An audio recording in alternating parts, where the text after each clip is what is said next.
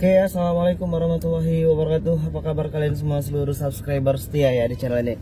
Hari ini kita pengen ngebahas tentang bagaimana cara membatalkan pengajuan pinjaman uang online ya. Dan di video sebelumnya kita juga udah kasih tahu beberapa tip and tricks cara membatalkan aplikasi pinjaman uang online. Dan hari ini kita akan ulas kembali karena beberapa perubahan yang dilakukan aplikasi pinjaman uang online saat ini cukup berdampak ya kepada proses pengajuan pinjaman uang online, khususnya untuk nasabah atau debitur yang baru. Dan buat kalian yang mungkin belum menekan tombol subscribe di channel ini, kalian boleh silahkan tekan dulu tombol subscribe di channel ini supaya kalian nggak ketinggalan semua informasi terbaru dari channel kita secara gratis. Oke guys, untuk saat ini ada beberapa aplikasi yang memang benar-benar sudah terbaik ya, dan itu merupakan versi OJK seperti yang sering kita temuin itu seperti Kredit Pintar, Rupiah Cepat, Maucash, dan Julo. Itu merupakan aplikasi-aplikasi yang memang sudah masuk ke dalam daftar OJK terbaik. Dan beberapa dari teman-teman kita, khususnya untuk di Rupiah Cepat dan aplikasi-aplikasi pinjaman uang online yang lain, ingin tahu bagaimana cara melakukan pembatalan pengajuan pinjaman uang online. Jadi ada beberapa langkah yang harus memang kita tempuh sembari menunggu hasil keputusan pengajuan pinjaman uang online tersebut.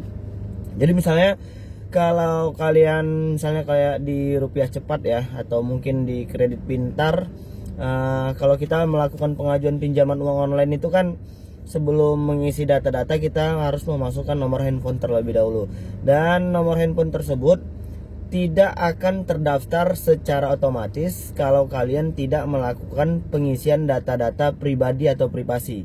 Jadi kalau hanya untuk sudah memasukkan nomor handphone, itu sama sekali tidak menjadi masalah.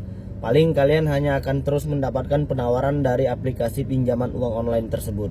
Jadi apakah itu berbahaya? Ya enggak, karena kita enggak memberikan data-data privasi dan belum melakukan proses pengajuan pinjaman. Itu yang pertama.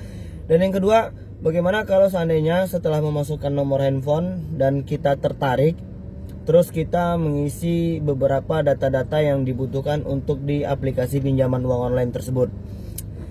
Yang pertama, kita hanya bisa menunggu. Ini setelah kita mengisi semua data-data yang dimintai aplikasi tersebut ya. Contohnya kita sudah memasukkan nomor NIK KTP, nomor kontak darurat, alamat pekerjaan, dan lain sebagainya. Terus tiba-tiba kita punya rezeki lebih dan ingin melakukan proses pembatalan. Jadi kalau untuk yang sudah mengirimkan data-data privasi dan data-data pribadi, apakah bisa melakukan proses pembatalan? Bisa. Dan ada beberapa cara yang harus kita tempuh.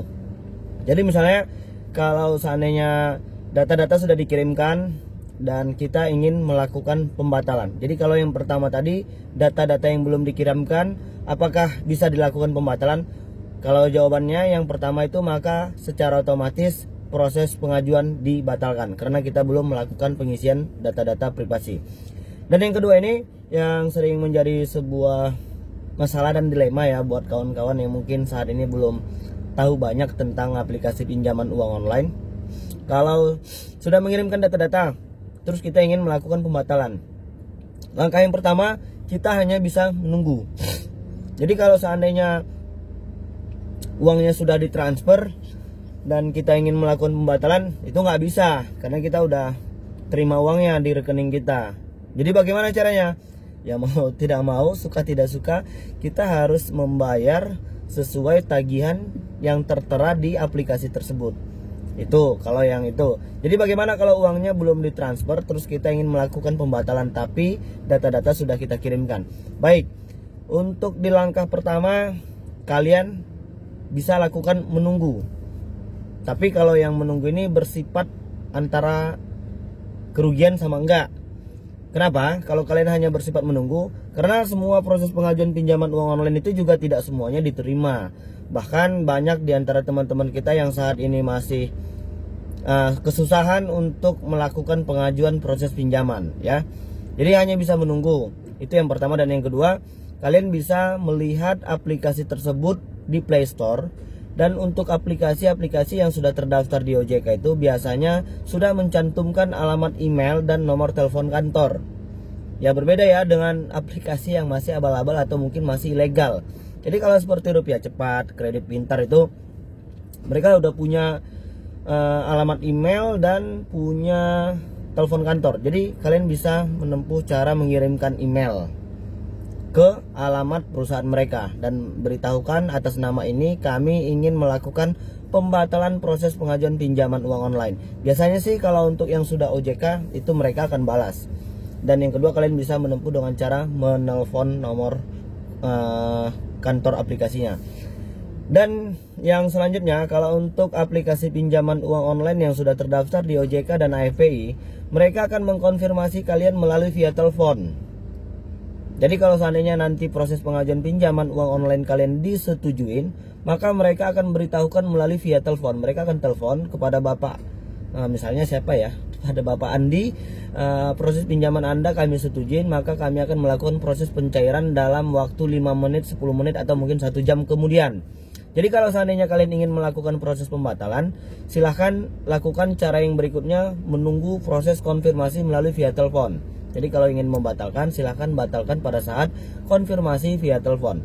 Jadi beberapa aplikasi pinjaman uang online sih saat ini banyak yang tidak meloloskan proses pengajuan pinjaman uang online ya, apalagi di saat masa-masa pandemi virus corona saat seperti ini. Jadi kalau ingin yang coba masih terus coba ya silahkan saja.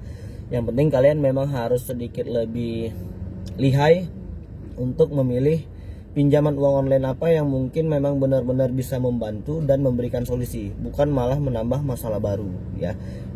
Kalau saran aku, kalian pilihlah aplikasi pinjaman uang online yang memang benar-benar sudah terdaftar di OJK. Yang abal-abal jangan. Kenapa? Itu tenor durasi pinjamannya cuma 7 hari, 10 hari, 2 minggu ya. Kalau yang sudah berlabel OJK itu paling cepatnya 22 hari, 28 hari, atau mungkin 1 bulan ya. Jadi buat kalian yang mau tanya-tanya juga nanti kalian boleh tuliskan di kolom komentar ya, dan nanti kita akan langsung bantu jawab sesuai pengetahuan dan pengalaman kita.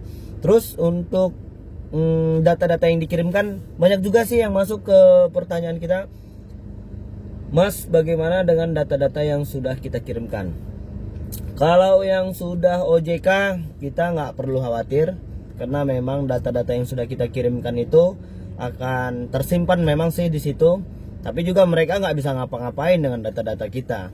Data-data kita itu menjadi berbahaya kalau seandainya ya yang pertama memang digunakan oleh oknum-oknum yang tidak bertanggung jawab, ya benar.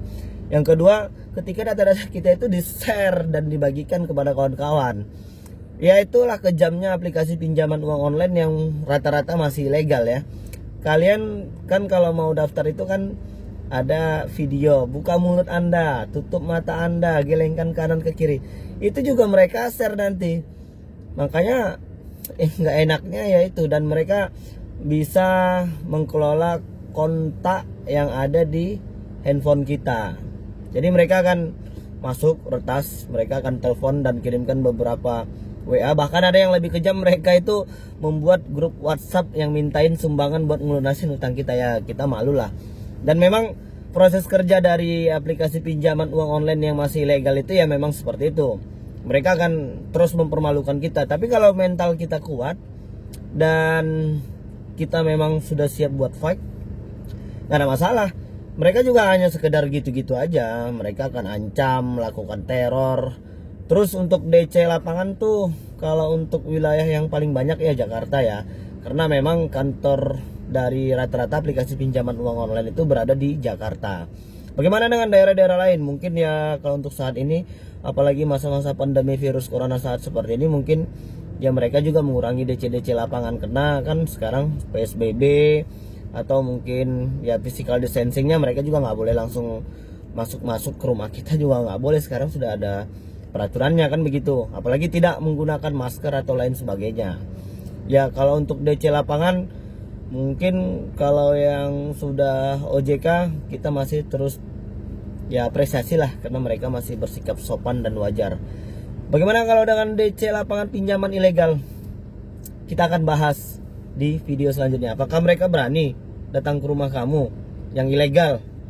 Terus bagaimana dengan teror yang mereka lakukan dengan foto-foto profil yang ngeri-ngeri amat ya?